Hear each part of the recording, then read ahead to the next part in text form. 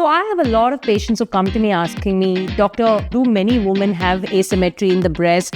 Are all breasts supposed to be symmetrical? Why one size is different from the other? So let me tell all you women out there, breasts are not twins, they are sisters. And there is always an acceptable 5 to 10% of asymmetry.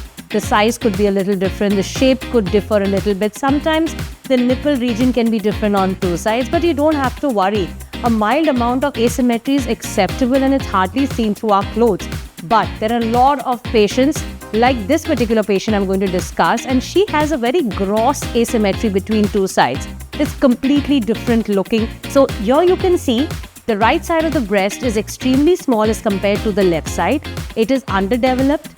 The volume and shape is completely different. Now on the left breast, which is normally developed, and she wants that the right breast should be as the same volume as the left breast.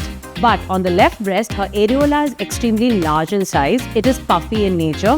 And I will have to do a areola reduction on the left breast and a volume enlargement on the right breast. So what I have planned here, on the right side of the breast, we are going to add volume, and the best permanent way is a breast implant. We have taken measurements on both her breasts and tried to minus the cup sizes, and taking the difference into account, I have planned, based on my experience, how much of volume I'm going to add in the right breast to equalize it to the opposite side.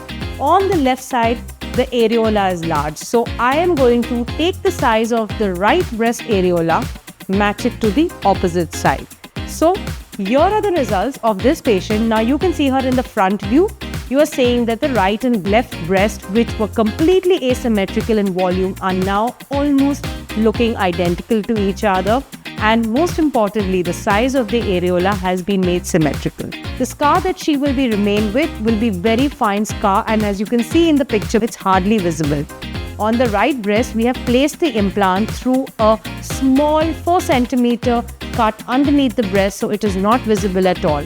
On the left hand side, we didn't touch her volume, but I reduced the areola. So she has a scar which is at the border of the areola. And you can look at the results for yourself. These are the tricky kind of procedures where we have to really customize, see what the patient wants, at the same time try to achieve as much of balance and harmony as possible.